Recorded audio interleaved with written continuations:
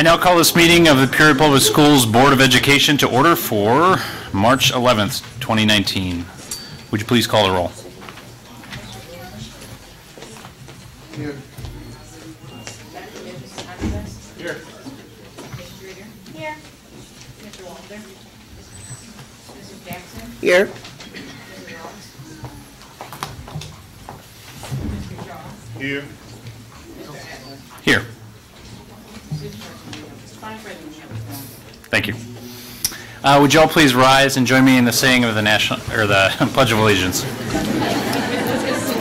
I pledge allegiance To the flag of the United States of America and to the republic for which it stands, one nation, under God, indivisible, with liberty and justice for all.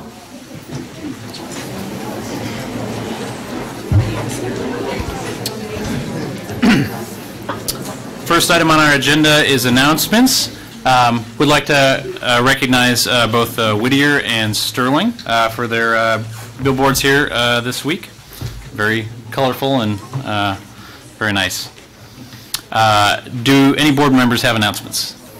Mr. Wilson. Peoria Public Schools Foundation and the Community Foundation of Central Illinois will host a workshop for teachers on best practices for writing local grants Tuesday, April 2nd from 4 to 5 p.m. at the admin building. Each year, the Peoria Public Schools Foundation and the Community Foundation of Central Illinois offer over 20 awards of up to $1,000 each. Come learn from successful grant recipients and evaluators. The workshop includes light refreshments, fantastic door prizes, and attendees will receive an additional 5 points to their grant application total score. To reserve your spot, RSVP to Jen Adler at the Peoria Public Schools Foundation by emailing jennifer.adler@psd150.org. Thank you. Mrs. Jackson. I have two. Those who excel nominations. There are just 2 weeks left to submit your nominations for the 2019-2020 Those Who Excel Awards. Nominations are accepted for Administrator of the Year, Classroom Teacher of the Year, Early Career Educator, Team, Volunteer, Educational Services Personnel, and Student Support Services. The application and the award guidelines are on the district website. Nominations are due Monday, March 25.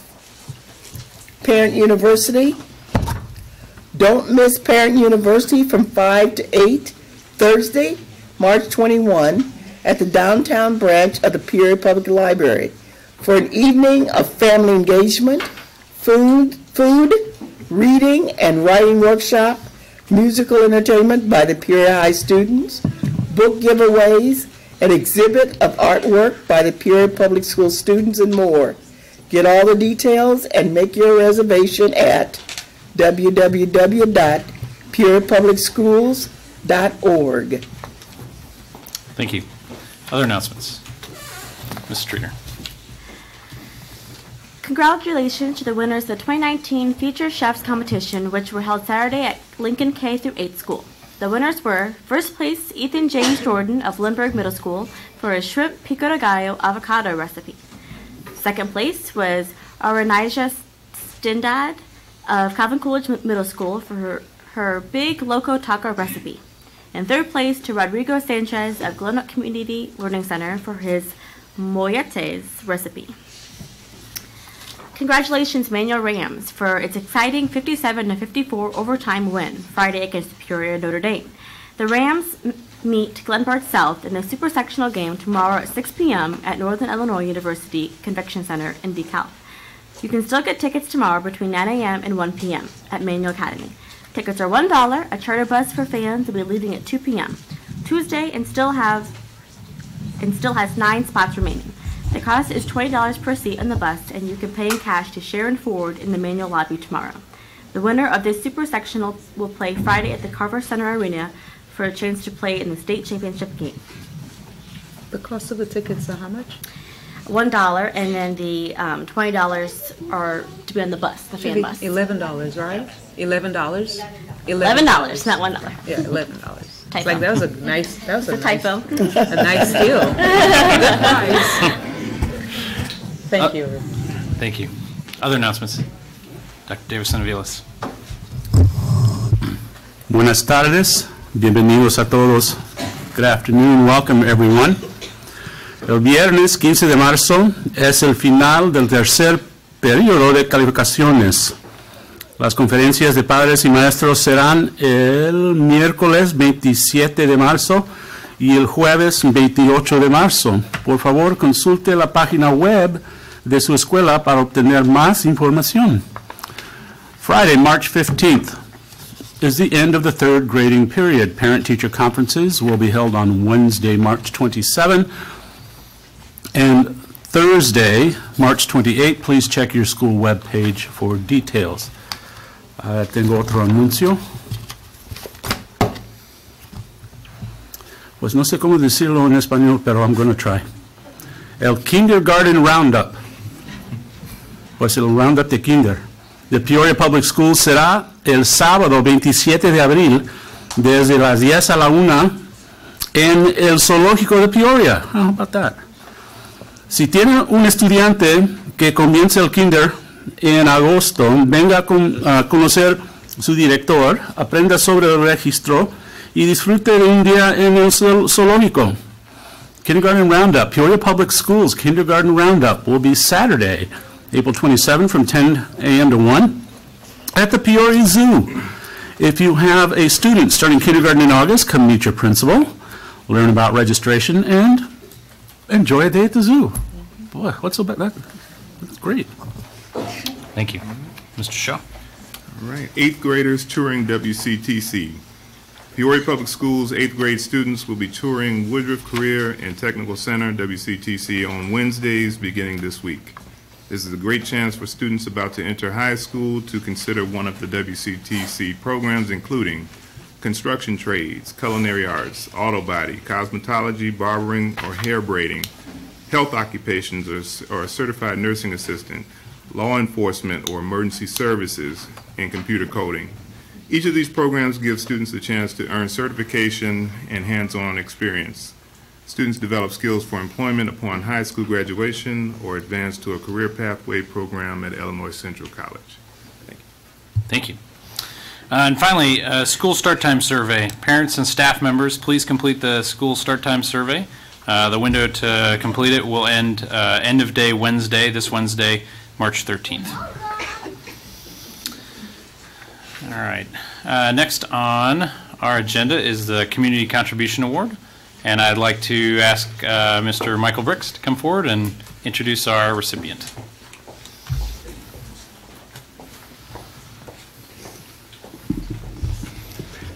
Good evening, everyone. My name is Mike Bricks, and I am the construction industry work-based learning instructor at Woodruff Career and Technical Center. I would like to introduce Bob Swagel. He is the training director for the Mid-Central Illinois Carpenters Apprenticeship Program. We met Bob back in the fall of 2017. He shared with us the curriculum developed by the Carpenters Union. By following this curriculum, our students would have a direct pipeline into their apprenticeship program. This year, our students were able to tour the Carpenters facility and get a better grasp of what it would be like if they would enter into the apprenticeship program. This gives our students an advantage over other apprenticeship applicants. That being said, I would like to introduce Bob Swagel and receive our Community Service Award.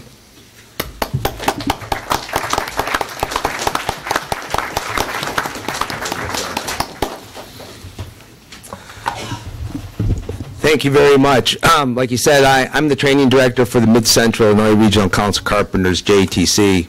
And I got to know Dr. Karat a couple years back, and Michael, and we've been working to sign this articulation agreement. And this was really a big step for our school, the Board of Trustees that run the operation of the apprenticeship. We're the largest union apprenticeship in Central Illinois. We have about 330 apprentices in 3 different crafts. And we also have about 5,000 members that cover the southern region of the Chicago Regional Council. We cover a pretty big area, 41 counties. But what happens is that the average age of our apprentices right now is about 27 years old. That's what the average age is, and there's really a need to bring younger people in. And having this partnership, this articulation agreement, which will mean that the curriculum that our international has established, which we gave to the school, those individuals out of the program will be direct entry right into the apprenticeship program, which means that they're coming into a career of making great benefits and going to have a long-lasting career of lifelong learning environment for these students. So and this meant so much for me personally to make these articulation agreements and make these partnerships with schools, because it's all about the children and it's all about the opportunity for young people to come into it, to master a skilled trade, because that will open up so many doors, just like myself, of going on and being a director or going into education or whatever it's going to be, construction-wise. There's so many doors that open up. And by having these skills, they're going to be able to articulate into the college and get the college credits, like we do have those set up in various colleges throughout Central Illinois. But more so, it's for the kids and the opportunities that they're going to have in their future and the career that they will be able to have for the rest of your life. Thank you very much. Thank you.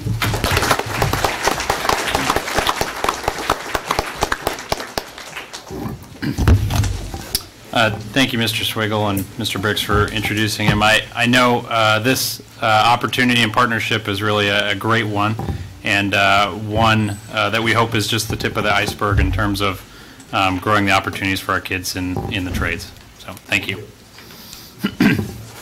Next up, we'd like to recognize and thank you everyone for the standing room only crowd at our board meeting. We'd like to recognize several students for Read Across America, so I'd like to invite Miss Lisa Gifford up here. It's nice to see all of you back. Some of you were just here last board meeting for awards as well, and some of you might be coming for the next one too, so stay tuned. We're here to celebrate Read Across America, which was 2 weeks long this year. Starting the end of February through March 8th. And in that time, we had over 70% participation from all of our school buildings, which is a phenomenal feat. Given the last few years, we haven't reached that average in all of our buildings. So just to identify what our first, second, and third places were in the buildings, for K4, Keller was first place, Charter Oak was second, and Northmore was third. In our 5th through 8th grade buildings, Sterling was first, Calvin Coolidge was second, and Von Steuben was third place. And then in our multi-grade buildings, Roosevelt was first, Lincoln second, and True in third place. So we truly have some remarkable readers that are out there. And on average, this year, between all of our students, the 65 that are probably here in this boardroom tonight to be represented, they're the top 3 readers in their buildings, not dependent on grade level. They collectively accumulated 2,527 points in 10 school days. Okay.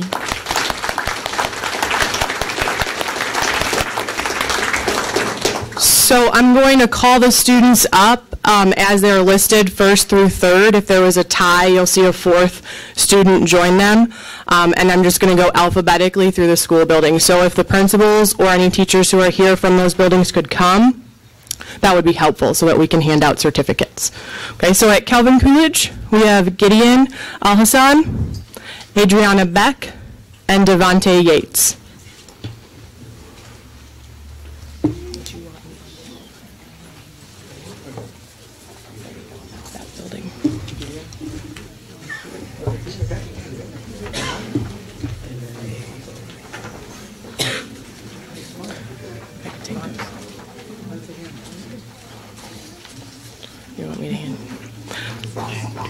Charter Oak, Marco Alejandro Buena, Sophia Lynn, and Felicity Boots.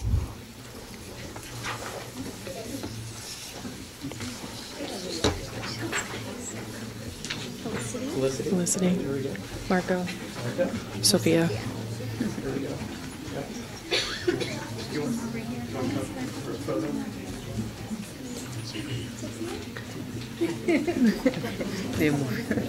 Can I keep going?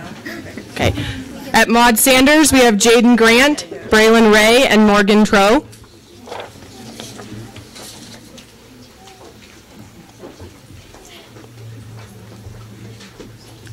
Franklin, Claire Zeller, Tyrese Brown, Charia Glasper, and Jehu Mumbambla. Are you Claire?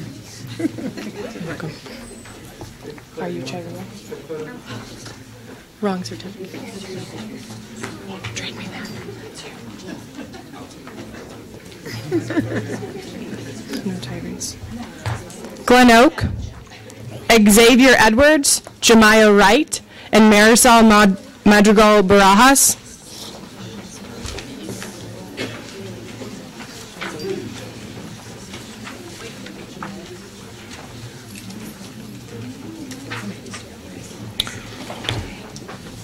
Harrison, Alexander Martinez, Madeline Simon, Drenaya Farrell, and Jarna Wolford. You're welcome. Are you Madeline? There you are. They're over Any other friends? So Hines, Avery Potter, Noraya Avant, and Amelia Patusha.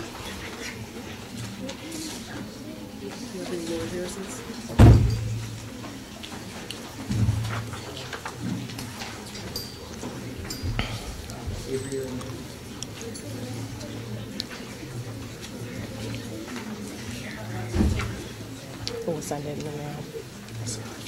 Okay. We'll send it in the mail. We'll send it in the mail. Okay. And the Zara Johnson. I should call her up. Keller, Elena Remquist, Mary Klaus, and Donald Ford.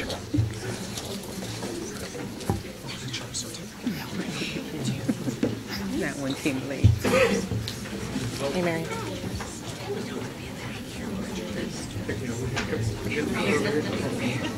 Lincoln,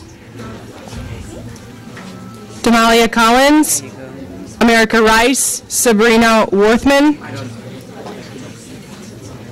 She can take a picture with the principal. It'll get her. Thank you.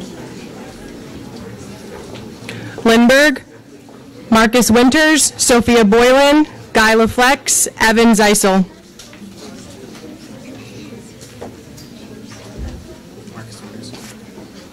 Evan, Guy. These are yours. Mark Bills, Kennedy Carey, Layla Adams, and Kalia Jackson. I'm going to hand those to you. Northmore, Olivia Johnson, Bryce Booker, Rashawn Rajesh.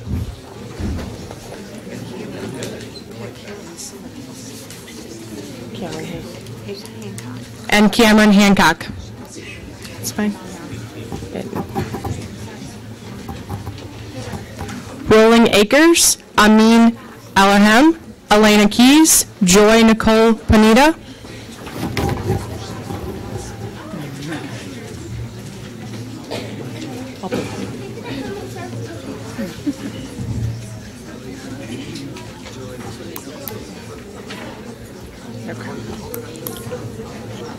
Roosevelt, Denmark Thompson, Keasia Morris, and Deasia Smith. Do you want me to take those back and put them down? I'll trade you. Sterling, Desmond Johnson, Marcus Pearl, Chloe Zeller. Trade you.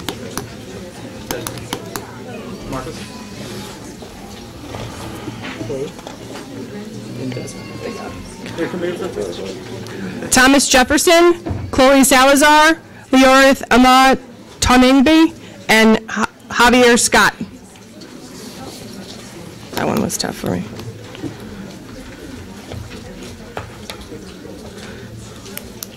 Trewin, Amarius Bernis, Mario Santa Vargas, and Keandre Carpenter.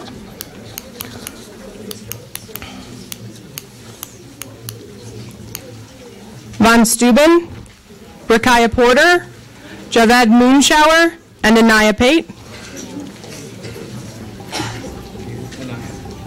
Rakaya.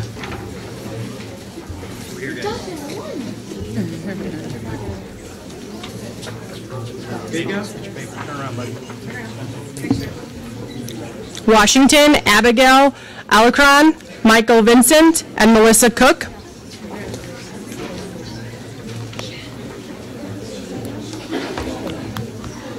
Abigail.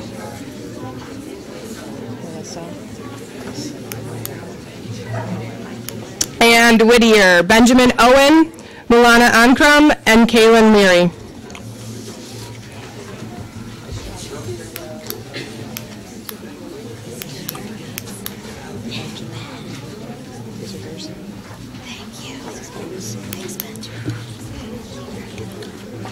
Thank you, all the parents and students that have come here tonight. We really appreciate all the efforts you've put into reading.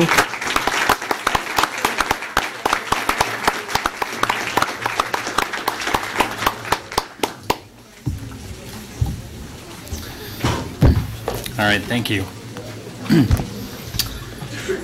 Next up, I'd like to call forward Mr. Michael Kuhn to introduce our state-winning culinary arts and management team. And Chef Yeti. Good evening, Dr. Karat and the school board. Thank you for allowing us to come and be a Woodruff event here tonight with all of our students and staff. I want to introduce Chef Yeti. We're hoping this turns into a yearly event for us, that our culinary students and our chefs come for acknowledging our state championship title. I have a picture in my phone of Yeti and the trophy going down to I-55, and with the caption, it's coming back in the next day. So anyway, here's Chef Yeti. Hi, everybody.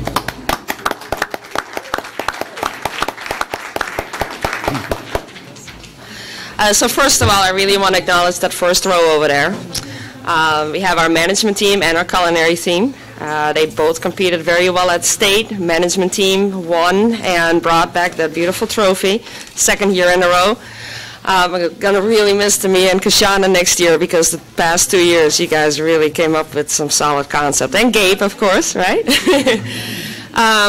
So it's just so amazing to work with such talented and motivated people. You guys have no idea how much time and effort they put into it.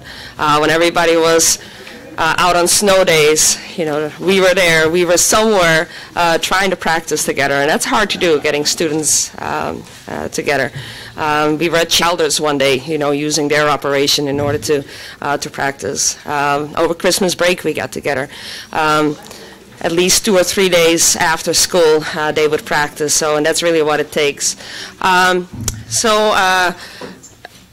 just really want to say thank you to the team. I want to say thank you to Chef Kevin. He did an amazing job mentoring the culinary team. Ms. Collins, as every year, comes with us and is just the amazing team mom, you know, holding everybody's purses and cell phones, snacks on the bus, you know, all that sort of good stuff that I forget about. We have a couple of parents here as well. I just really want to acknowledge them as well, because they bring the kids to practice. They allow them to travel all over the place with me. So to me, as parents are here somewhere. There they are. Okay. And then Angel's mom is here, and sister, and little niece. Okay. There are actually 2 members missing this evening. Micaiah Guyton, she had her track meet this evening, and it was out of town, so she couldn't make it. And then Benaya, we got to keep in our thoughts and our prayers. She was recently diagnosed with cancer, so today she had her portal put in for her chemo. So anyway. So I'm going to bring the management team up, and they can show you a little bit about their presentation, tell you about their concept, and I hope in front of you, you guys do have the written proposals. Just FYI, we are going to enter this in Skills USA as well, turning it into a business proposal for an actual food truck to run here in Peoria. So wherever it now says Pro Startville, it will all be Peoria, and we're working on the financials as well. So we're not quite done. And FYI, all those kids over there, every single one of them placed top 10 in placing Skills USA statewide. So that's an amazing feat.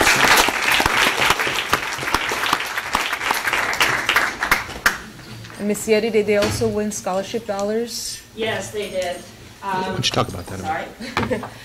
So every student that participated, regardless if they were the top winners or not, they get IRAEF, Illinois Restaurant Association Educational Foundation money, as well as NRAEF, which is the good NRA, right, the National Restaurant Association. But those guys, I mean, they received tons and tons of scholarship money already, different offers totaling a little over $30,000 each so far. And then like Tamia and Kashana, they did this last year, so, you know, they're doubling up.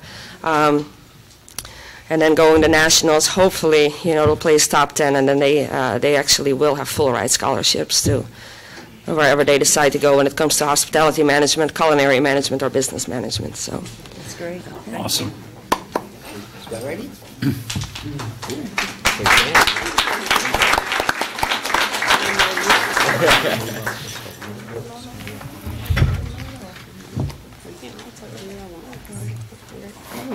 Are you tired of eating the same old boring American food? And want to try some unique treats from overseas? Dutch treats to be exact. Come eat outside of the box. A box truck, that is. At Heavenly Dutch. Get it taste so good you think you're going to heaven. Heavenly Dutch. Dutch treats to die for.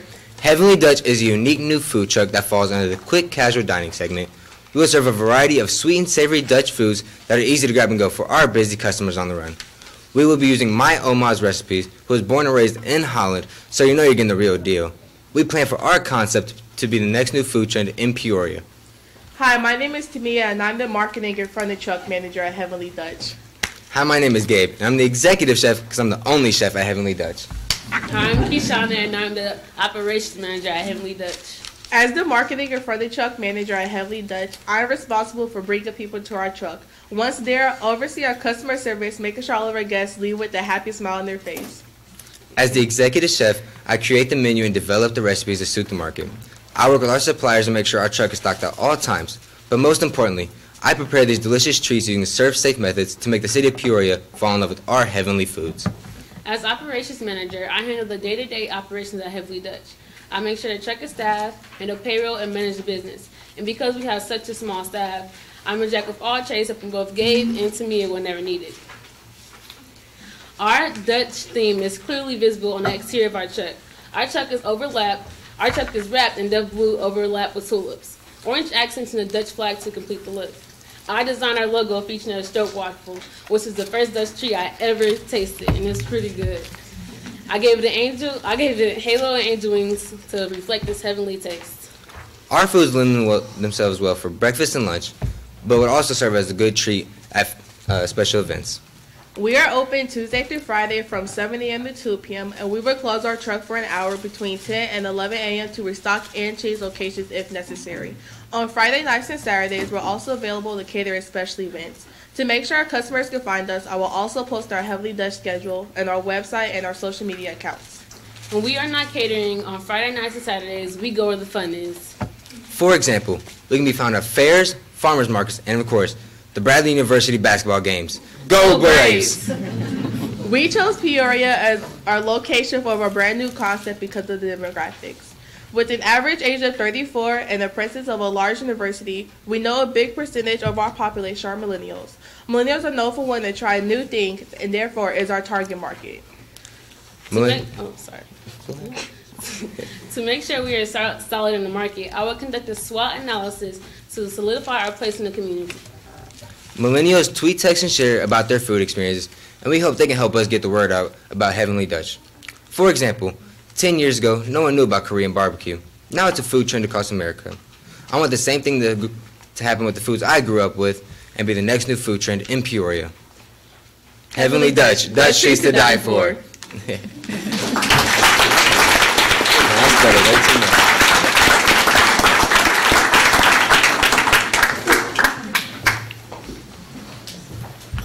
So thank you.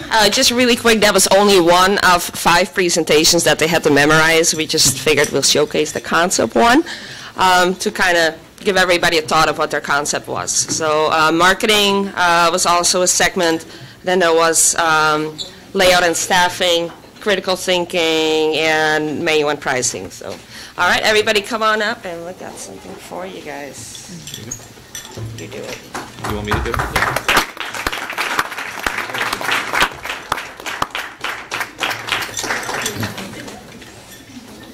Can you announce their names as you're handing them to them so we know who's who? Or they can introduce themselves. Or they can just... This is Cody Yates from Richwoods.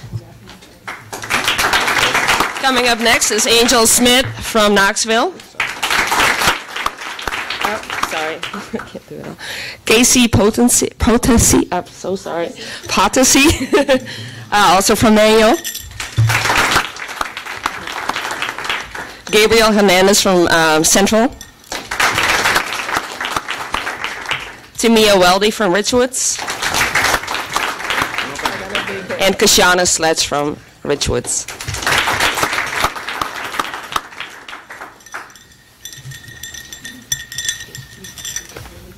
Thank you very much. Do we have parents here or family members of these students? Is anybody present for them? Thank you.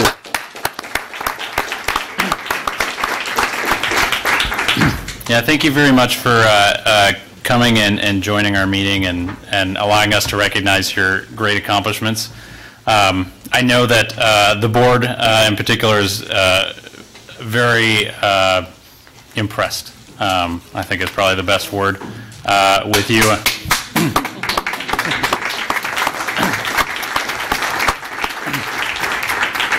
And I guess I would just add that while you may not get the high profile that some sports achievements may get recognized at or whatever, we think that your excellence in this area and your ability to take an opportunity and run with it is every bit as much, if not more, important, not only for Peoria Public Schools, but for your lives. So thank you for participating and doing your best.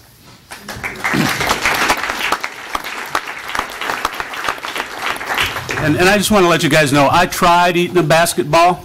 No matter how much ketchup you put on that, it doesn't, what you guys do is way tastier.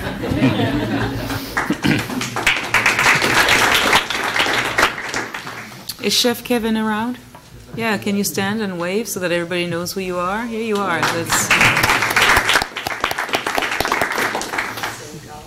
And who else was here?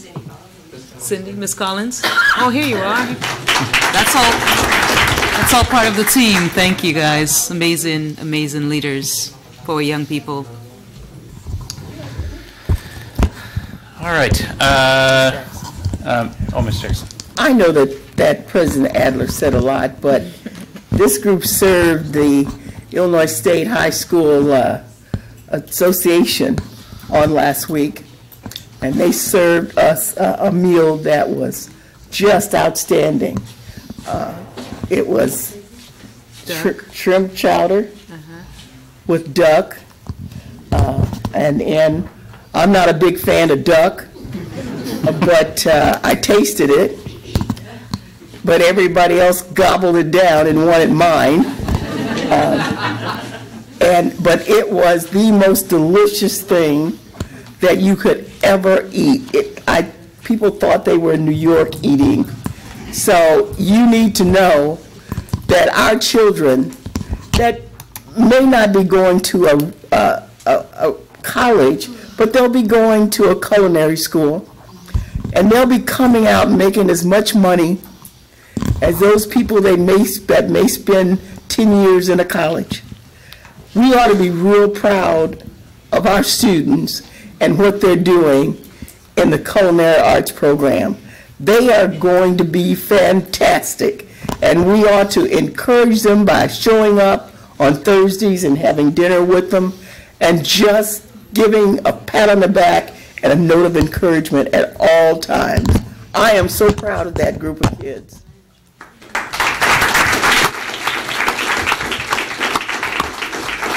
And President Adler, as Ms. Jackson referenced, they do have the Warrior Cafe, and I was wondering, Angel, one of you can run to the podium and share with the public when your event will be held.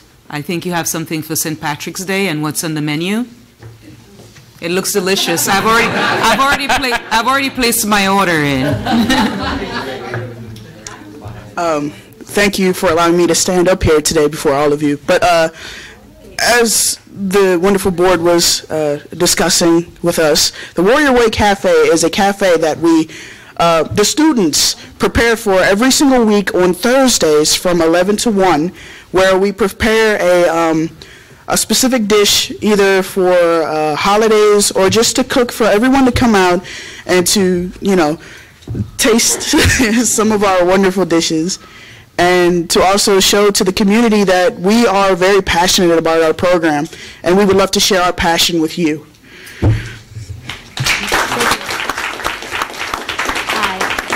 Hi, I'm Casey, and for this week's menu at the Warrior Cafe is a shepherd's pie with a corned beef and cabbage egg roll, either a house salad too, if you like, and a chocolate mint parfait. Beautiful. Thank you. St. Patrick's Day. March 17th, correct? Yep. 14th, March 14th. 14th. Yep. Very good. 17th is a Saturday, Sunday, one of those days. Sunday. Dr. Crott, most improved attendance. Oh, yeah, thank you. I was so immersed with the culinary, I forgot my role. It will be very brief. Congratulations to all of our schools. We are recognizing, every month we recognize our top schools with the top 3 attendance, best attendance. For the previous month, we're in March, so it's attendance for the month of February. And what we do is we look at the attendance rate this month compared to the previous month last year. And so the top 3 schools, the number 1, the 3rd school, Franklin, came in number 3. And Franklin, they improved their attendance by 2.5% to reach an attendance rate of 93.4% for the month of February. So that is very good. Let's give Franklin Primary School a round of applause. I know Principal Dr. Bond had, she had a situation, and so do we have a teacher from Franklin? Awesome. Thank you so much for joining us. If you can tell us, you guys are doing an amazing job. Thank you. Introduce yourself, what grade you teach, and what are you doing to get your attendance up? Okay. Hi, I am Emily Bernardi. I teach 3rd grade at Franklin, and we are doing quite a few different things on different levels. Within our classrooms, every teacher is discussing attendance daily with their classes. They are working on skills to get them to school on time and be there all day, but also on a school-wide level, we're doing tiered interventions for our attendance. We've got a check-in, check-out system for students who are chronically absent or tardy, and then we also are doing monthly rewards with our neighborhood officer, Officer Aguilar, and some of his peers. They will come out and they will be able to spend time playing games with students who have had perfect attendance for the month. Yep, thank you so much, Ms. B. Tell the entire Franklin team that we're very proud of what you've accomplished this month, and keep it up, and continue to have fun also, okay? Thank you. Thanks for representing your school. And the school in 2nd place, Lincoln Middle School, actually it's a K-8 building, so is Mr. Bloomer around? Oh, you're here, okay. He had a birthday yesterday, so he probably had too much of a good time, right? I know he'll get back at me, so come on down, Miss Barron, and good to see you. Thank you for representing your school. You've improved. Your attendance actually is, you guys improved over 3%, which is very, very significant and very good. And you have an attendance rate you had an attendance rate for the month of February of 90%. So you've improved from last year. So awesome. And what's happening? How are you getting that done at Lincoln? Well, first of all, I want to thank you for recognizing us this month. And our attendance committee has been working very hard, diligently with the student body. They've incorporated having a student council member at each attendance meeting. And the attendance committee has been looking at data and realized that Monday mornings, or Monday, we're a little on the low side for the week for attendance. And so on Fridays, we have a here on time student drawing, which we call hot chip drawing. And so students that have been to school every single day on time, no tardies, are in this drawing. And so on Friday, around 2 o'clock, we have a drawing, and if their name is called, they come on down for the hot chips. Well, we noticed that we've done this for 2 or 3 years, and we needed to change it up a little. So the student council suggested, after discussing it with the student body, some ideas what we could do to have some incentives for the students. And one of the ideas was to have a free dress day pass. And so they get to choose between the hot chips and the free dress day pass, which they have to use on that Monday, which helps with the attendance on Mondays. So that's just one of the ideas that we do at Lincoln. So awesome. Thank you so much. Thank and you. Mrs. Barron is the assistant principal at Lincoln, so thanks for representing your school. Say hi to everybody. I sure will. Thank you. Thank you. And Ms. Z, Manuel has bragging rights. Are you around? Just wave. Did you receive your banner? And this is what, 3 times in a row?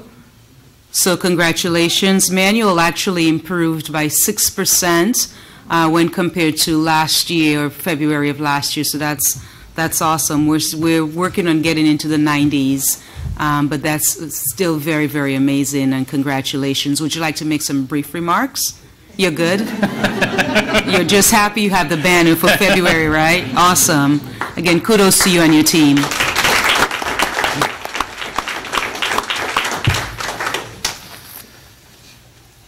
President Adler, I think. Oh, Sure.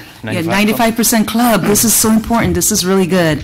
It's one of my favorite. I'm like, don't forget 95% club. And these are schools that attained 95% attendance rate for the month of February, and they are Washington Gifted for the month of February. Their attendance rate 95%. Lindbergh, 95%, Northmore, 95% attendance rate out of 100, and Keller, 95%. So that is like really, really, really, really, really, really amazing. And so congratulations to all of those schools who are in my 95% attendance club group. Maybe I'll have to figure out something for you guys at some point. Figure out something. Kudos, though. Ms. Stockman, you're here.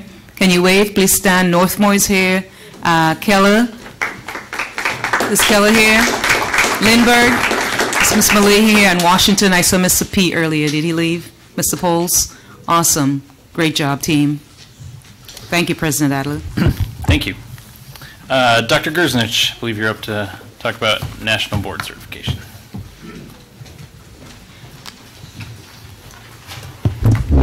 Good evening. President Adler, board members, Dr. Crott. Every student deserves to be taught by an accomplished teacher. This is the motto of National Board. The National Board Certification was designed to develop, retain, and recognize accomplished teachers and to generate ongoing improvement in schools nationwide. Created by teachers for teachers, the National Board Standards represent a consensus among educators about what accomplished teachers should know and be able to do. Board certification is available in 25 certificate areas spanning 16 disciplines from pre-K through 12th grade. The certification process requires that teachers demonstrate standards-based evidence of the positive effect they have on student learning in 5 core areas. 1, teachers are committed to students and their learning. 2, teachers know the subjects they teach and how to teach those subjects to students. 3, teachers are responsible for managing and monitoring student learning. 4, teachers think systematically about their practice and learn from experience. And 5, teachers are members of learning communities. Teachers must exhibit a deep understanding of their students, content knowledge, use of data, and assessments in teaching practice. They must also show that they participate in these learning communities and then provide evidence of ongoing reflection and continuous learning. This is a rigorous process. In the fall of 2015, Peoria Public Schools began to host a cohort of teachers working on their national board certification. The cohort was supported through the state of Illinois paying some of the tuition and Peoria Public Schools paying the other portion. While individual teachers may go through national board certification, the cohort was designed to provide a more supportive environment for this very rigorous process. National board certification is considered high-quality professional learning because it focuses squarely on classroom practices and learning of the students. I'm very proud to be here tonight to present to and recognize some very special teachers who worked very, very hard to earn this credential of National Board Certified Teacher. Afterwards, I want to invite any of them who wishes to share their experiences with the Board of Education. So please congratulate the following: Dee Hagan, Katie Hoban, Susan Martin, Ashley Nelway, and Beth Purse. Would you please come to the podium?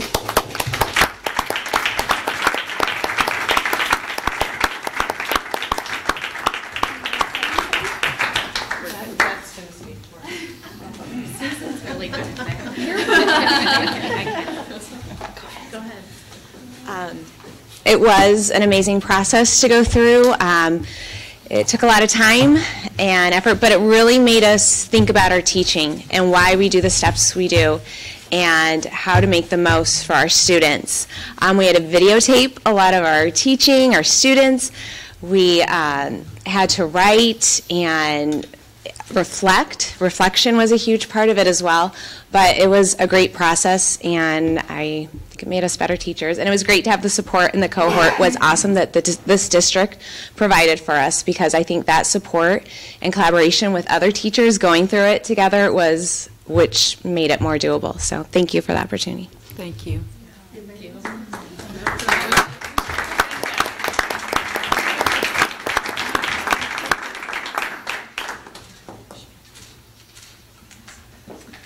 We currently have 33 National Board Certified Teachers in the district, just for reference. Yeah. Thank you. Thank you, Dr. G. President Adlin, Board, I just wanted to let them know that I'm super proud of them for going above and beyond and really challenging yourselves. It just says a lot, and you've already gotten individualized notes from me, but this is good. This is really, really good. You're truly lifelong learners, and so I'm also very, very proud of you. Thank you. Thank you. Next up on our agenda is a district presentation, reconfiguration and minor boundary adjustment recommendations. And the principals.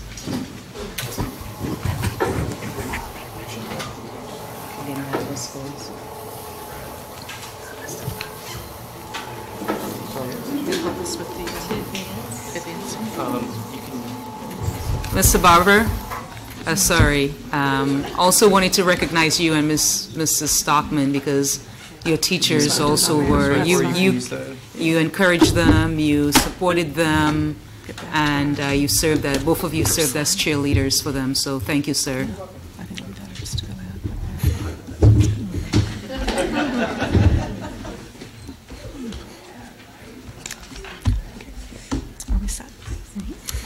Good evening. I'm Carla Eman, and I have with me here Dr. Sandra Wilson, who will be helping me on the curriculum end. Unfortunately, Josh Collins, the transportation director, was unavailable this evening, but we will move forward from here. We are here to give our recommendations as co-chairs of the program committee and a piece of the transportation boundary subcommittee. The considerations for this evening are 1, the minor boundary adjustments, and then 2, the manual region reconfiguration. This is the picture that we had used last time in January when we were looking at the area. This indicates where the boot is that belongs to Roosevelt. And then we have the other areas around that we had called the triangle to the left.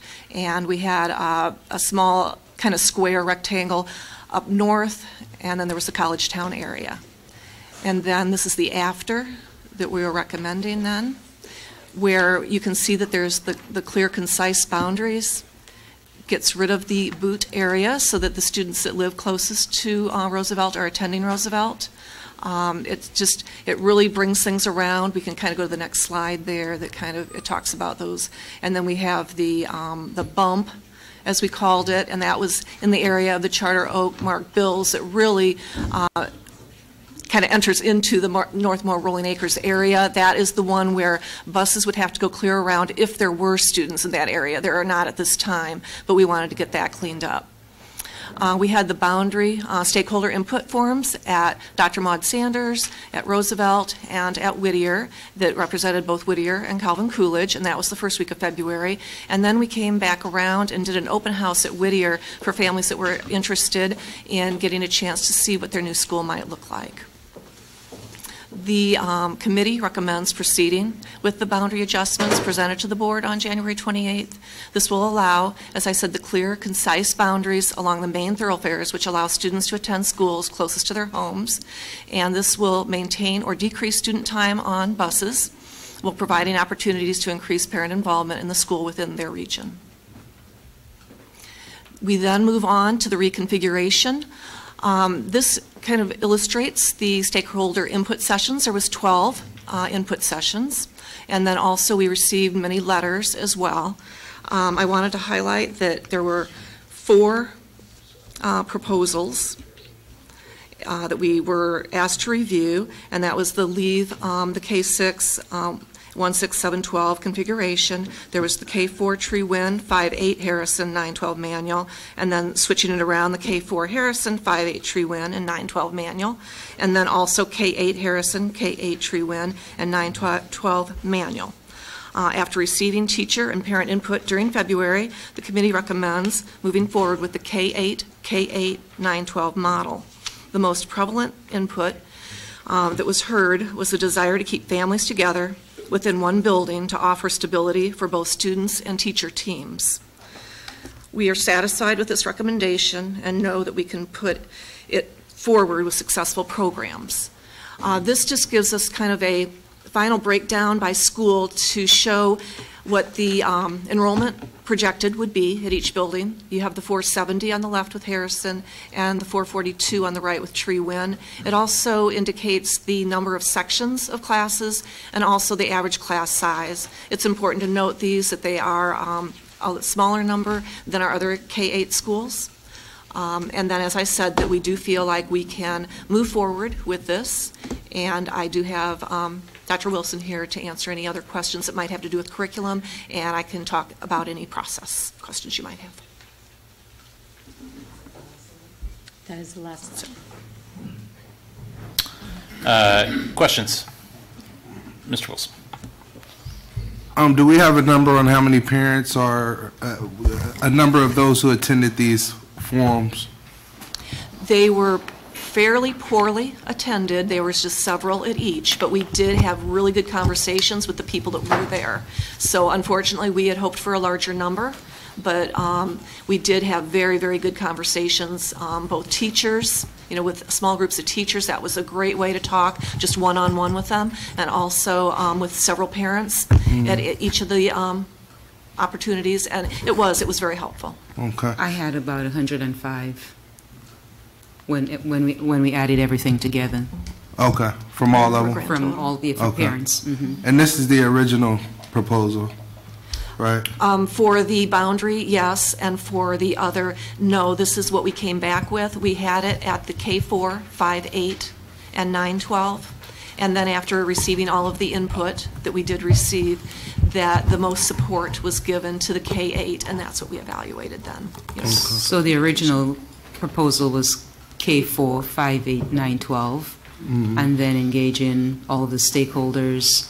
There were 3 additional proposals we were asked to look, basically to explore, and the K8, 9, 12 by far received the most support and a thumbs up for that one. So that's the second. That is the winner of all of the proposals. That's the winner. Okay, cool. And just one more quick question. So under purpose, it says to establish a transportation efficiencies improvement committee composed of key staff, parents, and board members. But under committee members, I don't see any parents. Or I just really struggled with getting people that could attend, our meetings, and so what we did is we went out to the community instead. I mean, I think that was our answer, that we got a lot of feedback by going out into the community. What we felt is we had to have a plan to start with, and then we could go out and, address the community, and that seems to work better than asking somebody to come, and not just somebody, a group of people to come multiple times to a meeting, that it was working better to go out to the community. okay, I guess then I would just like information on how the different committees seeks out parents to be on these committees. I think that's fair to ask administration. To dovetail on Mr. Wilson's question, the community that you seeked out, what area, which community We were are trying. we talking about? We were trying to do the area of the community that would be impacted. Has been what we've tried to do. The South Side community. Right. Who you reached out to. And then I would get some interest, but then they wouldn't actually, attend. And so I just figured, not just we, determined that maybe just to go out to them would make more sense and just get their opinions where they're at. Maybe it would be more convenient to just go to the neighborhoods, I guess. So I facilitated actually all the forums myself. There were 4 forums held. Approximately 30 students were involved. Over 100 parents were involved when we added everything, and 105 staff members were involved. Plus, parents had an opportunity to call in. There was a conference number where anyone throughout the district and the community could literally call in and ask questions about. We also had, in Harrison, we had an opportunity for the bilingual community. Oh, yeah, that's right. There were about 100, I don't think I included them, 100 families, bilingual families that I spoke with, and I also received letters from Treewin parents, about 15 letters, telling me for the most part they would prefer the K-8 reconfiguration plan. So it was sort of a daily grind. It was multiple attempts, and you got 5 one time, 6 one time, sometimes 12, sometimes 7, but it worked out. Also ask, are teachers at all in this committee, or any teachers? No, we ended up going out to them. Okay. And seeking their feedback. We had particular forums that were for the teachers, and then we had it kind of open, both parents and teachers that came. Okay. Both. Other, like in any of the committees really, are teachers Oh, yes. primarily They on are, the board? no, they are involved in other committees. Just this one we don't have? That we didn't get there. Okay. No, we decided to take it out to them. To them, and then was the teacher input more than the parent, or was it, would you say, equivalent? Well, it started with there was actually more teacher input, but no, by the time we got done, there was more parents. Okay. And it seems like parents and teachers were working together also. I believe that, yeah. Would you also, what would you say are the benefits, like the true benefits of a K through 8 opposed to a K through 6? Or I think I'll go ahead and let Dr. Wilson answer that more specifically. Great question, Board Member Streeter. So I think some of the key elements with this particular situation was it allowed families to keep their children together longer, less transitions in between, like a K-4, a 5-8, a high school. It's just one less opportunity for transitions. Also, this particular proposal is, as Carla alluded to, is supported by the staff and the families. And so by really providing a solution that the staff has buy-in and the families have buy-in, that creates a nice culture. And we all know that if the culture is more positive and proactive, that it's a better environment for everyone. So those were 2 key things that we looked at when we looked at the different proposals. Have the students within the last, of them being at the school they're currently at, have they experienced a major change like this, like within the last few years of moving to a different school? The kindergarten moved to Harrison this past year, as opposed to Treewin. And so they would stay there, so that would protect them. So it's more for future, the transitions would be better for the future students coming. Okay. Correct. I saw Mrs. Ross first.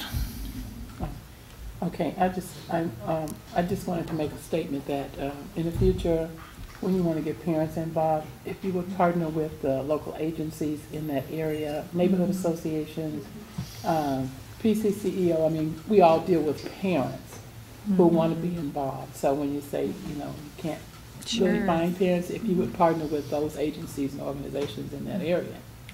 That's a good idea. I think the South Side is probably the lowest participation, and we need to make sure that we change that. Right. Yeah. Thank you. Yeah, I would just dovetail a little bit. Collectively, I think the board we definitely have opinions about ways to gather larger school community input, and we would be a good sounding board for the start of any future committee that was to approach a large issue. We could provide some guidance. Ms. Jackson. I've probably spent more time reading about K-8 versus any other configuration than anything else that I have read about. I've spent a lot of times the last few days reading at 2 and 3 o'clock in the morning when I couldn't sleep, using my iPad that I keep on my bed, reading about this. But this is something that's been on my mind for a very long time, especially for that area, and particularly because I had some concerns about Manual. K through 8, as I read, is just some of the things you mentioned. It keeps families together, especially for older kids to be there when young kids need assistance from parents at work. But it also does something that I think is crucial. It gives teachers and principals a chance to form relationships with parents. It allows them to get to know entire families, coming in even when schools have pre-Ks through K through 8.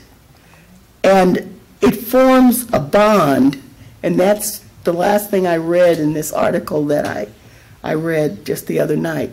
It forms a bond from one teacher to the other, and teachers get a chance to share regarding behaviors and things that go on. Sometimes that can be negative, but most of the times it's a positive thing. But it also allows the people in that school, as long as there's continuity from the time a child comes into that school till the time they leave. And it allows that family to be comfortable coming into that school. Because if you keep changing things, then families are not comfortable because they don't know anybody. You keep changing things on them, and they don't get to know anybody, and they're not comfortable. Then parents become comfortable, and they're comfortable coming in talking to teachers because they knew that teacher from the time the first child comes into that school. They knew the principal from the time the child comes into that school. So I am extremely comfortable after reading all this data that I've read with the K through 8. And I'm hopeful that that configuration would allow our children to come into a school, go through 8th grade, and it would be part of us looking at that to deal not only with the academic side, but the behavioral side, so that discipline is also addressed as we go from K through 8 with our children. And dealing with the same principal and some of the same teachers, and the parents are comfortable coming in that school and talking to people regarding their child, and using the services that we have the wraparound service that we have at Tree Wind, and working with our kids as we follow through this. I hope that the one thing I hope that we do is make sure once we make these changes, that we make those changes and we don't come back to make any more changes. I think that once it starts, we need to make sure that we follow through and don't throw a curve at the parents anymore. But I believe that what I've been reading is true. I believe that the K through 8 is the best way to go. I believe it's not only better for our kids, our parents, but it's better for our principals and our teachers. Now, I believe that in order to do that, once our kids come out of that 8th grade, I think we ought to present them with the same kind of things that they get K through 8 once they get in that 9th grade at manual. So we've got to really look at the structure of manual. We've got to look at what we're going to do with that, and we've got to deal with the discipline, and we've got to deal with the structure and what's going to happen once they get through that and we work through the issues at the K through 8 schools and they get to manual. If we don't do that, I think we're going to have some problems. So I think that as we deal with changing K through 8, we also got to have to look at what we're going to do at manual to make things better for our kids when they get there. So I think that we've got to talk about that whole issue. And that you may think that that's a different issue. It's not. I think it's all part of us making sure that as we walk through this, we think of all parts of what do we do for our kids once they start in K and they get to 12. Because I don't want to lose kids after 8th grade. That's how I feel about it, and that's how I think we ought to go. So as we talk about this, let's talk about what happens to our children once they get out of 8th grade.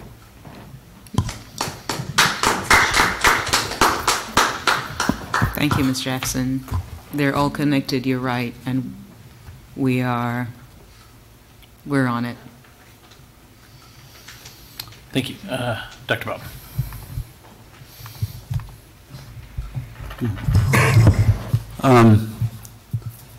Actually, it's questions for Dr. Crott. Did I hear you mention that the number of parents was somewhere in the neighborhood of 100 to 110-ish? Yes. Okay.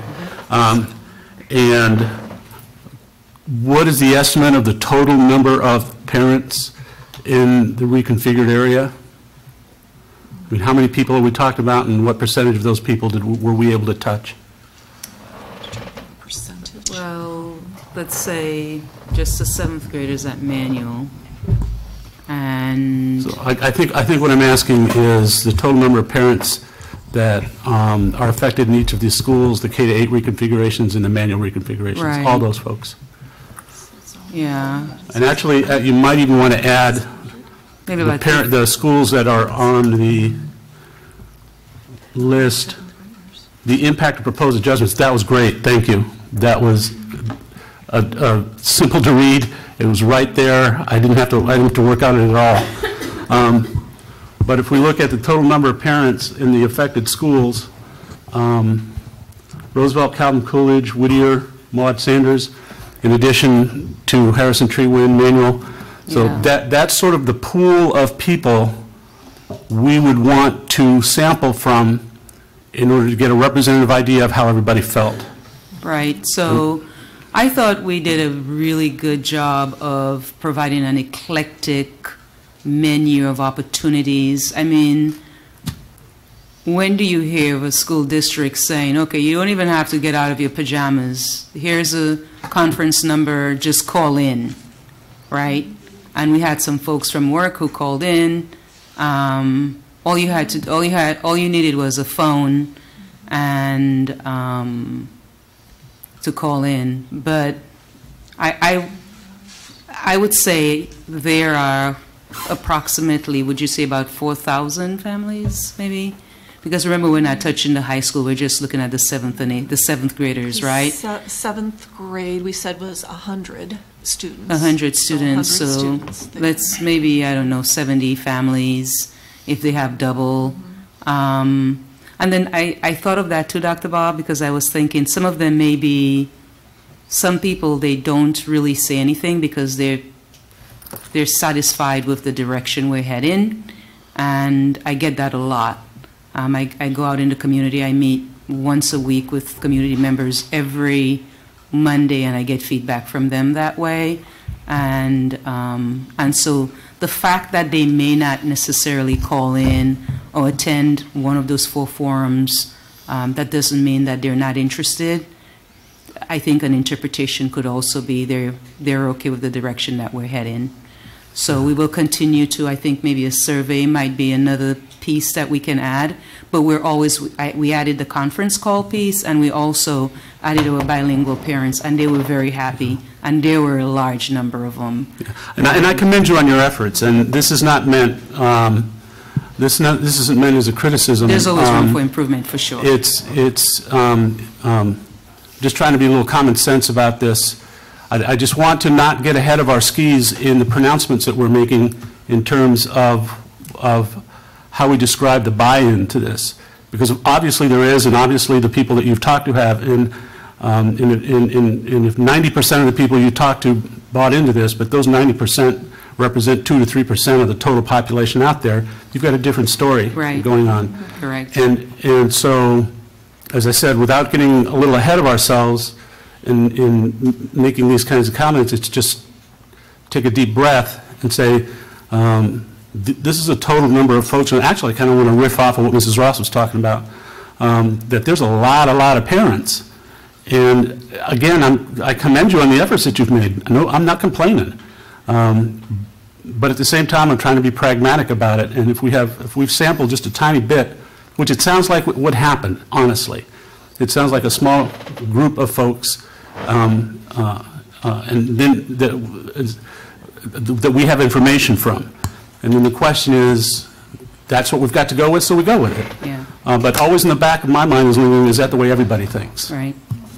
Yeah, one of the things, an interesting observation was that the parents really went along with the recommendations from the teachers also, and that proposal received almost more than 90% thumbs up by the teacher group.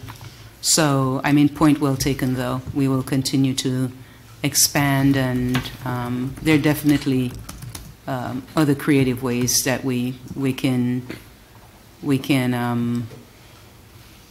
utilize in the future. With the parents hotline they can call in, are they fully aware of the actual configuration of what will happen, that their child could be going to a different school the next year, or could be staying at the same school they're at for their entire length of, like, they know all about it. It's not just like, this is happening and you can call in if you have any questions. They know all about the details? Yeah, so Mr. Burke?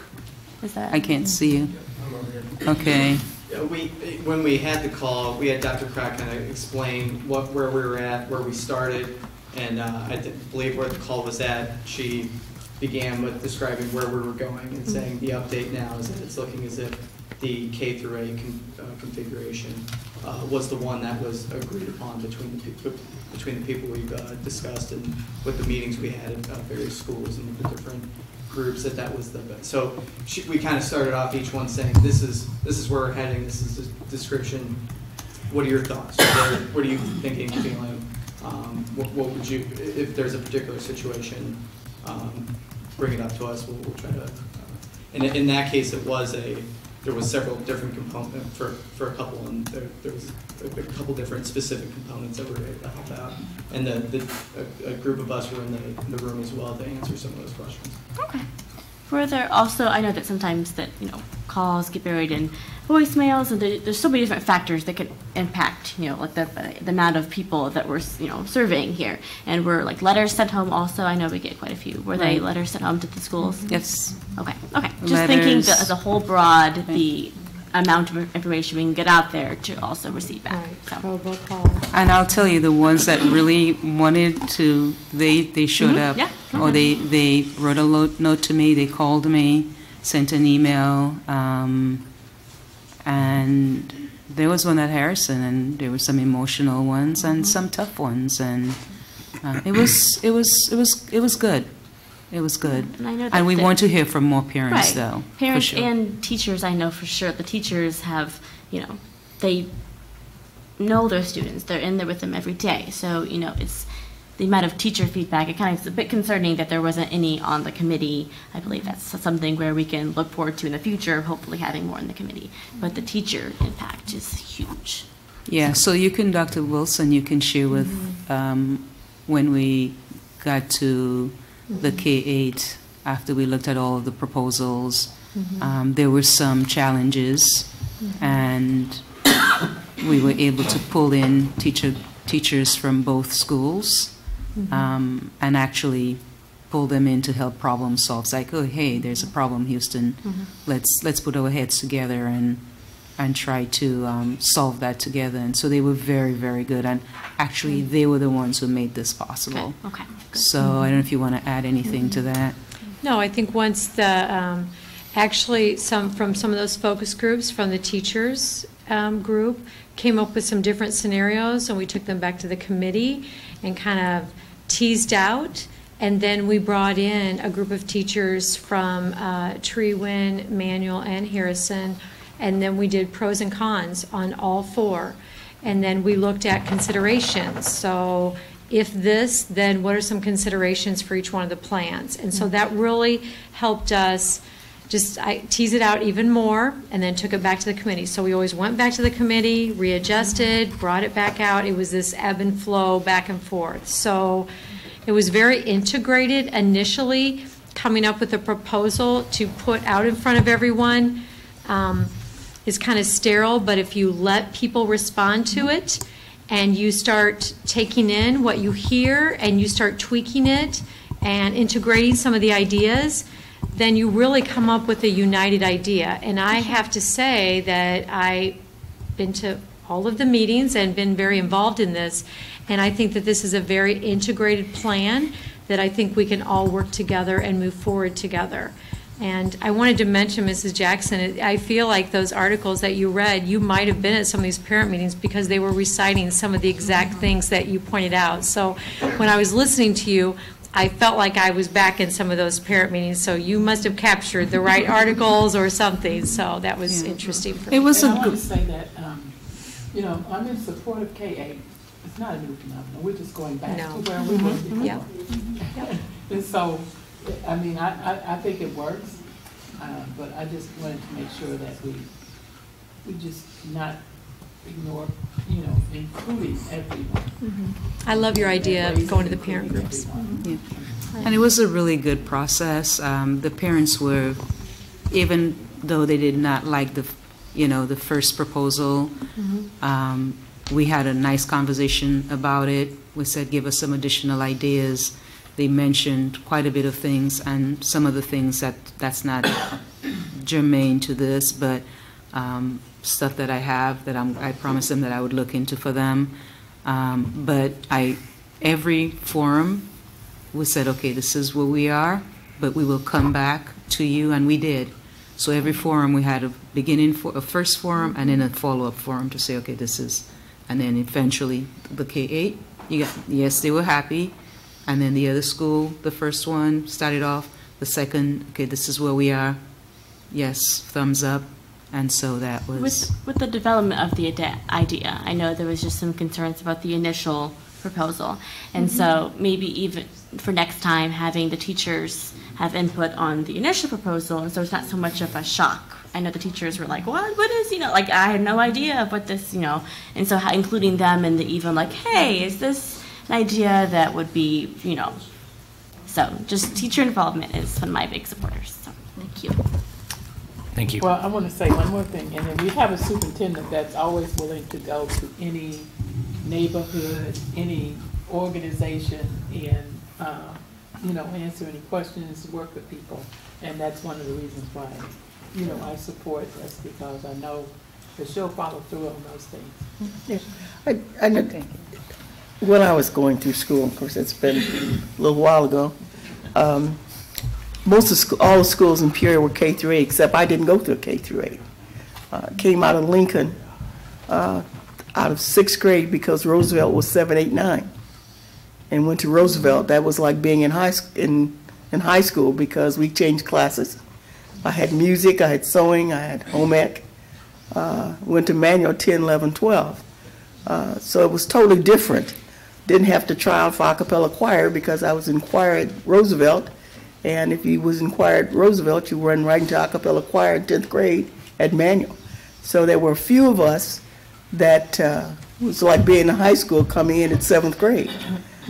So it was a little different, but everybody else was K through 8. So it's just a little different. But every other school was 7 through 8. And I didn't know the difference, but as I think about how my kids came up, it was K-8. And they got to know us. The kids got to know their teachers, and one after the other, and they knew my 3 boys, and they knew how different they were, and they knew that one was very bright, that got straight A's and F in conduct, and I had to be at school all the time. One that I pulled him off the basketball team because he decided he wasn't going to get the grades, pulled him off the basketball team, and he'd come up to a BC. And they knew what to do with them, because they knew if he wasn't doing things right, they could call me and I'd be right at that school. And they knew they could call me. So they got to know Don and I, and they knew what they could do with them. And of course, Buck Smith was the principal, so they knew Buck Smith used the paddle. She said I aged myself, and they said I've been blessed. But they got to know the Jacksons, and it was amazing what the boys would do, because they got to know us, and they knew they couldn't act up. Because it's relationships. It's relationships. It's totally relationships. And while you can't pull the paddle out that Buck had, but they knew that something would happen. And I just believe that. So I'm hoping that as we talk about this, that we look at those relationships, because they mean a lot. They just mean a lot. So, I hope we don't keep talking about this. If we're going to make changes, let's make those changes. I hope that we don't keep talking, because sometimes we talk a long time about stuff and we don't change it, and we don't make moves. And we talk about it and we talk ourselves out of it. So let's not do that. That's all. Thank you. Okay. Thank you. Next up, we have presentations by audience. Obviously, public feedback is important for us. We appreciate your feedback, positive and negative. Just 2 requests. If it is negative, we appreciate that it be constructive, so that we can help improve both for our students and the whole community. And secondly, 5 minutes. So, first speaker, Ms. Sharon Cruz.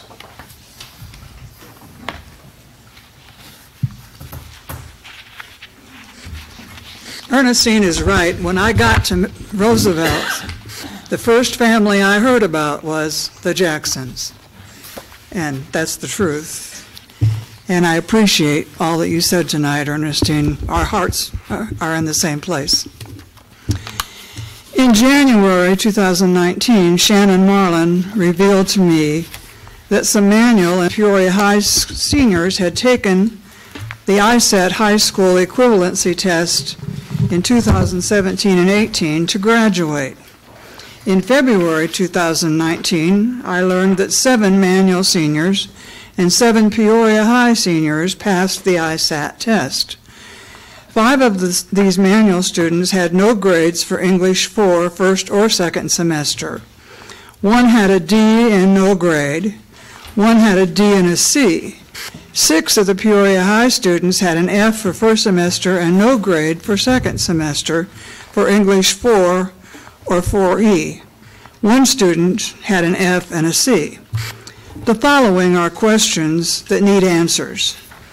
If any, how many senior courses besides English did any of these 14 students fail?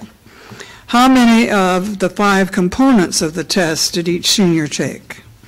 Precisely what requirements for graduation were covered by passing this test? Which of these students took and passed the test in time for graduation in May? When or did the others graduate and or receive a diploma? What did seniors have to do to prepare for the test? Take a class or what? When and where and taught by whom? The data shows that tests for Manual cost $2,402 and $3,978 for Peoria High and were given in January, April, May, and June. The cost seems to indicate that many more than 14 students took the test but may have failed. Who or what fund paid for all these tests? Regional Superintendent of Schools Beth Kreider told me that she is the only authorized administrator of the ISAT test in this area, so I assume she administered the test. Did any Richwood students take these tests in 2017-18? I read online that eligibility to take the test includes being 18 or older, not having a high school diploma, and not having currently enrolled in a secondary school. However, the 2019 FOIA response stated that the State Superintendent of Education, Tony Smith, had chosen Peoria Public Schools to be one of 10 school districts to administer a pilot program using this competency-based learning test to high school students as an opportunity to reinvent high school. I am curious to know when you board members were informed of the program and if you were asked to vote or whether or not to participate in this pilot program. If not, why not? Also, what role will this test play in a plan to reinvent high school, all of which scares me? I thought I heard Dr. Karat disparage so much dependency on tests, but here we go again. Please provide transparency to report on the district's website how many students took and passed the ISAT test in 2018-2019 and so far this year. Did these students who passed this test but not their required classes have enough credits to graduate, or were credits not required of them?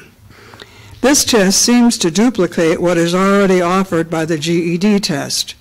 However, when I helped Hetty Elliott's GED students prepare for the test, I realized that a significant number of students needed classes in which to prepare for each component, and that they often didn't pass the test the first time around. Why the need to replace GED? Or are we reinventing high school and the GED? Thank you.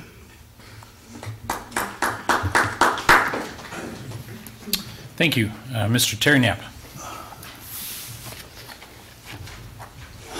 Yes, I enjoyed the presentation on the Woodard students tonight. I hope we expand that program, and I know you're looking at that. There's a tremendous number of students in this district that thirst for those types of programs, and I'm glad that you have brought these back. The board and Dr. Krotz should be congratulated. Dr. Gersnich mentioned when she was talking about the National Board Certification classes, the high quality that's important when we talk about that.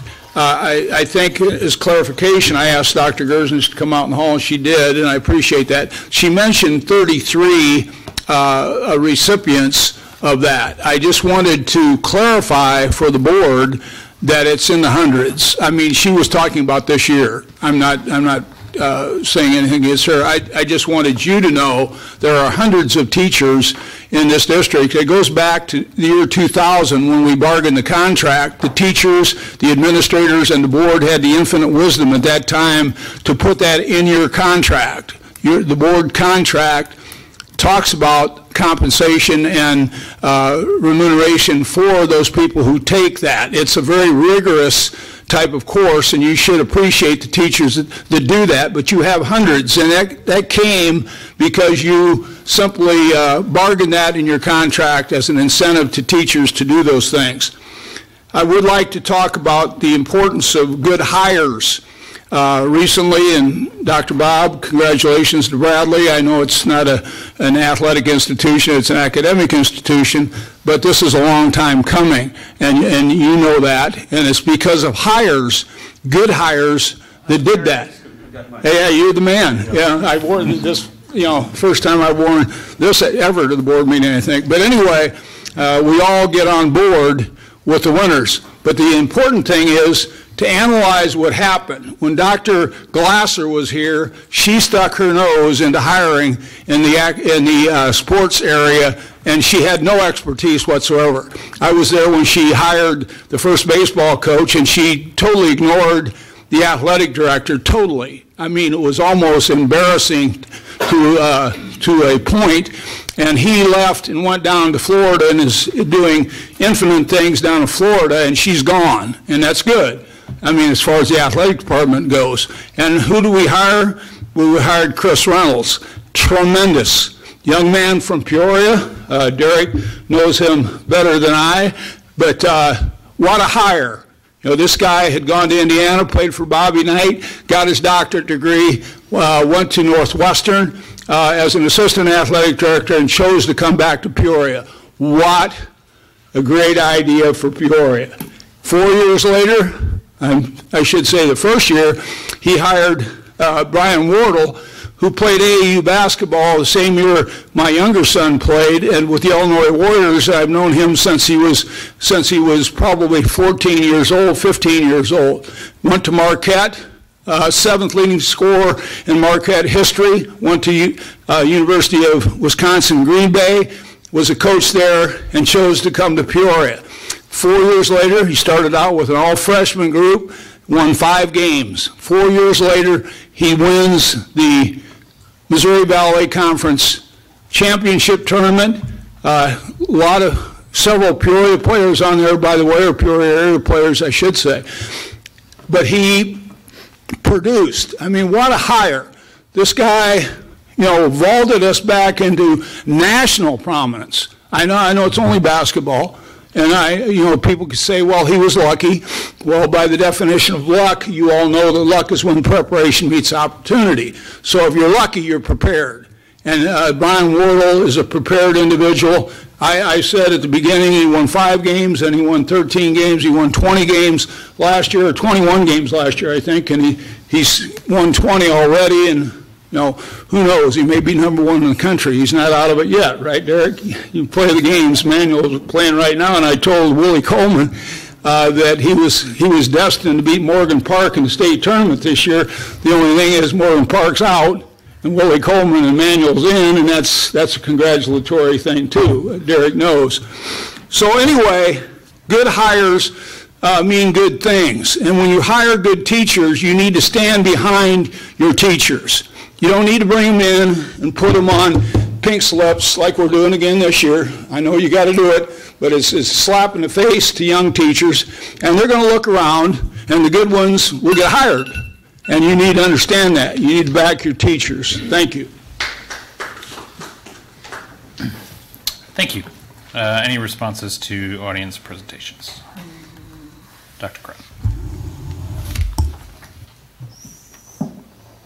Thank you, President Adler. In reference to Mrs. Cruz's comment, Mr. Welch, there were a list of questions. Can you take a look at those and assist in, I guess you'll work with research and making sure that those are answered, please? Thank you. Thank you very much. And ditto to Mr. Knapp's comments. I'll just say ditto. Supporting our teachers, and he's an avid sports fan, diehard, and so am I, so I love him for that. Oh, and go Rams also, and Yes. go Braves. Tomorrow at 6 o'clock. We'll be there. I think I've asked this, I think once before, but and you only requested Manual and Peoria High's grades. Can I ask why not Richwood's? I can't hear you. Can I ask why you didn't request Richwood's grades for She English? did also. She did also? She asked anyone from Richwood who took the high set. Gotcha. Yes. Gotcha. Okay, thank you. Thank you. All right. Thank you. Apologies, I guess we're a little bit out of order here, but probably should have had the minutes after the response anyways. Can I have a motion and a second to approve the minutes from February 11th, 2019 and February 25th, 2019? Second. All right, moved and second. Any discussion on those minutes? Seeing none, would you please call the roll? Mr. Wilson? Aye. Dr. Davidson, Aviles? Aye. Mrs. Jackson? Aye. Mrs. Ross? Aye. Mr. Shaw? Aye. Mr. Abner? Aye. 6 ayes, motion carried. Thank you. Informational items, proposed expenditures over $2,500. Any questions for Mr. Willis on the list? All right, seeing none. Freedom of Information Act requests. Thank you, President Adelson. So our last board meeting on February 25th, we received 0 requests, and there were 2 pending requests noted on February 25th. And to date, we have received 57 requests for this calendar year at a cost of $550. Thank you. Thank you. Mr. Shaw, would you provide the consent agenda for the board? Thank you, President Adler. The items on the consent agenda are as follows. Item number 1, gifts to the school district. This meeting, $5,562. Year to date, $61,912.09. Item number 2, payment of bills. Item number 3, payment for travel. Item number 4, human resources report. Item number 5, field trip approval, Richwoods High School JROTC students to Washington, D.C. Item number 6, field trip approval with Richwoods High School boys soccer team to Stillman Valley, Illinois. Item number 7, IHSA membership. Item number 8, Dr. Maud A. Sanders remodel abatement. Item number 9, Roosevelt Magnet cafeteria remodel abatement. Item number 10, Washington Gifted HVAC abatement. Item number 11, approval of Illinois Empower Work Plan for School Improvement. Item number 12, collective bargaining agreement with the Policemen's Benevolent and Protective Association Unit 114. The tentative agreement was ratified by bargaining unit members on February 27, 2019. Item number 13, manual region configuration, and item number 14, minor boundary adjustments, and that is the entirety of the consent agenda. All right. Thank you, Mr. Shaw. Any items that board members would like pulled for a separate vote? I would like number 9 pulled.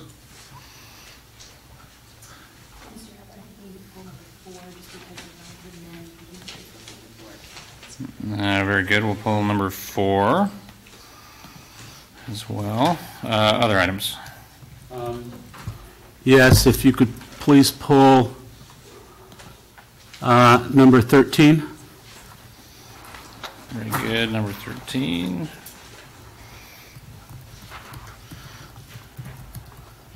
Any other items? All right. Seeing none. I'd like to entertain a motion to adopt the consent agenda with the exceptions of items 4, 9, and 13. Second. It's been moved and seconded. Any discussion on those items? That includes item 14. Can we have a comment? Can I comment on 14? Yeah, absolutely. Some of the comments that I'm going to make on 13 will be reflected on 14, but since I won't be commenting on 14 and only 13, I just want folks to think of those two as I make my comments, that's all. Okay. Very good. All right. 14 too, or just 13? I'm sorry. 4, 9, and 13 have been pulled. 14 is still in the mix with the rest of the consent agenda. 13? Yes. Yeah. But not 14? No. Right. I was confused too. for what it was. No problem.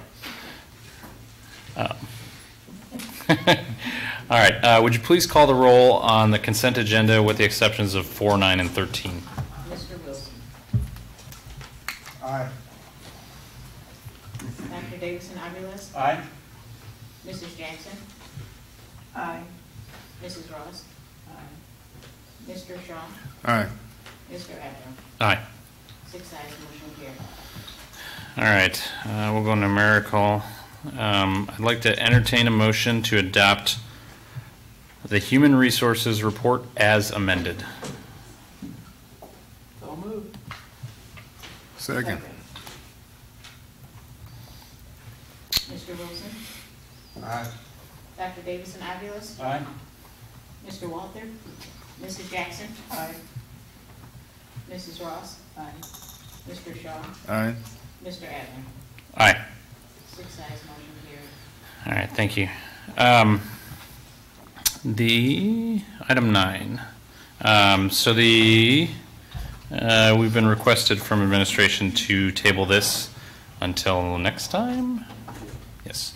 So can I entertain a motion to table item 9, the Roosevelt Magnet Cafeteria remodel abatement, until March 25th, 2019? So moved. Second. All right. It's been moved and seconded. Motion on the table is to table number 9. What? Some issues with bids. Yeah, we just needed to do some follow-up on the low bid information that we received, and we needed more time to do that follow-up analysis.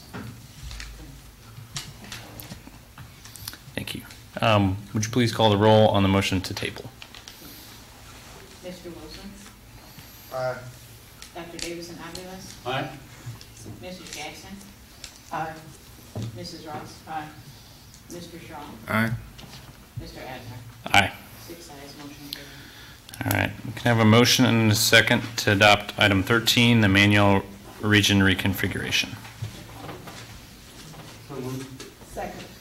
All right. It's been moved and seconded. Dr. B, you asked to pull? Yeah. I intend to support this. I want to put that out there first. But it needs context. Dr. Crott, do you know or do you remember how many blue ribbon schools have we had in the district? 2. I count 3. One twice. Charter Oak twice. So Charter Oak, didn't Northmore? Was Northmore Blue Ribbon? Okay. And Whittier? Whittier. Whittier, Northmore, and Charter Oak. Is that about right? Correct. Yeah. And of the schools that won blue ribbon status, how many were K-8? 0. 0. Thanks.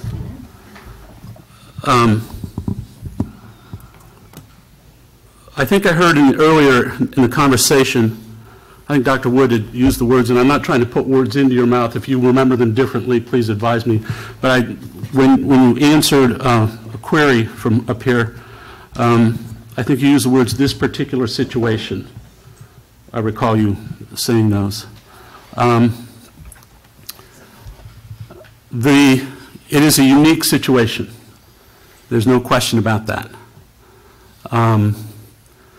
The relative benefits of a K-8 configuration have been discussed. I think it's important that teachers and parents and administration and the folks who got together on this are making the recommendation to adopt those, and I think we should pay attention to it. It's what they want. It's what despite the apparently vanishingly low percentage of total parents who might be involved, the ones who are involved want this.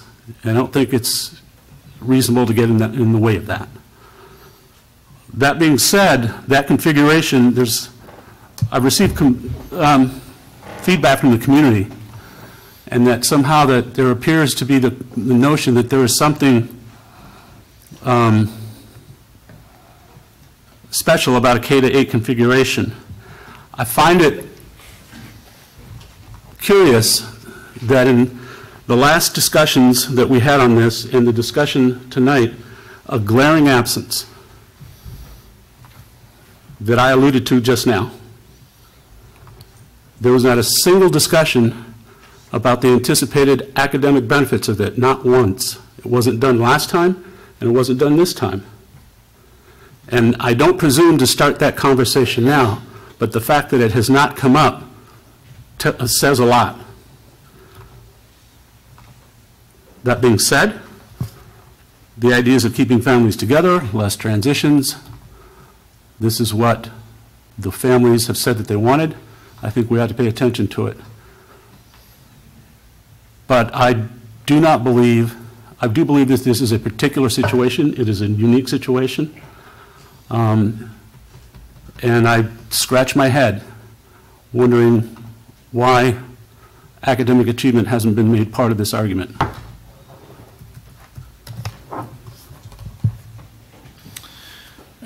Other questions or discussion? I'm sorry, Dr. Bob. Part of the things that I read in those articles, they talked about the behavior changing with kids that are in those K-8 and the bond that was met between teachers and students and parents.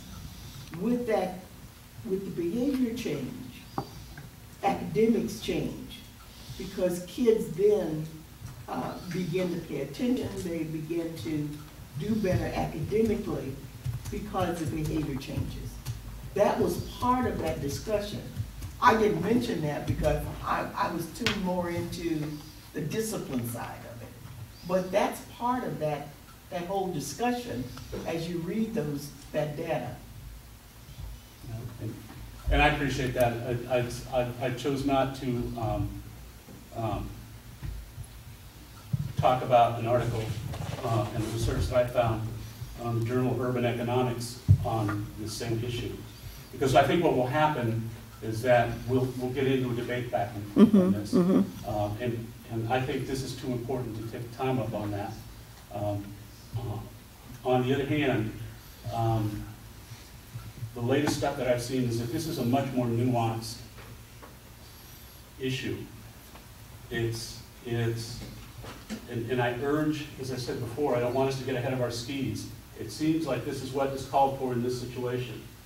But I urge us to be mindful that certainly brighter minds than I have, in terms of economists, have studied this as well, and not to ignore the fact that K-8 isn't something that's rubber stamped on every school and every place in the country, that it's much more nuanced.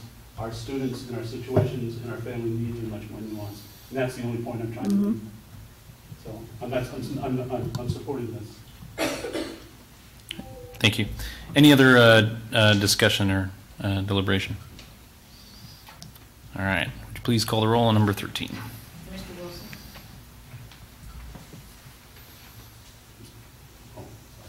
Aye. Dr. Davidson Aviles? Aye. Mrs. Jackson? Aye. Mrs. Ross? Aye. Mr. Shaw? Aye. Mr. Edmund? Aye. 6 ayes, motion carried. Thank you. Moving on to deliberation agenda. Beg the public's time here for a second. We have one motion listed, but it really needs to be split into two. So I will entertain two motions under this agenda heading. For number 15, correct.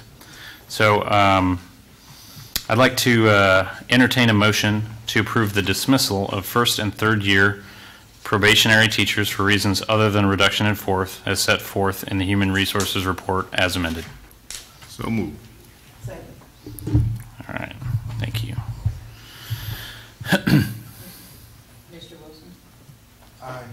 Dr. Davidson Aguilar? I abstain. Mrs. Jackson? Aye. Mrs. Ross? Aye. Mr. Shaw? Aye. Mr. Adler? Aye. 5 ayes, 1 abstain, motion carried.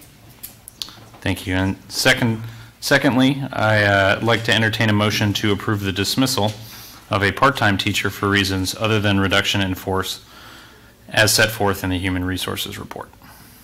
So moved. Thank you. Thank you. Mr. Wilson? Aye. Dr. Davidson Aguilar? Abstain. Mrs. Jackson? Aye. Mrs. Ross? Aye. Mr. Shaw? Aye. Mr. Adler? Aye. 5 ayes, 1 abstain, motion carried. Thank you. Mrs. Ross.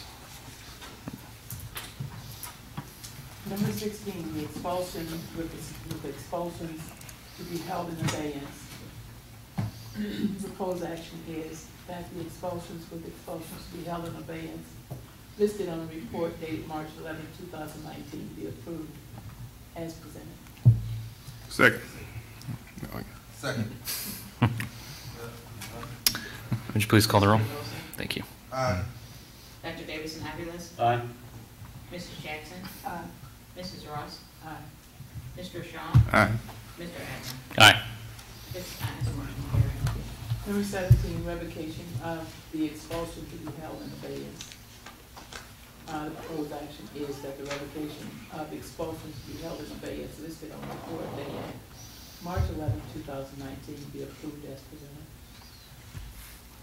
Second.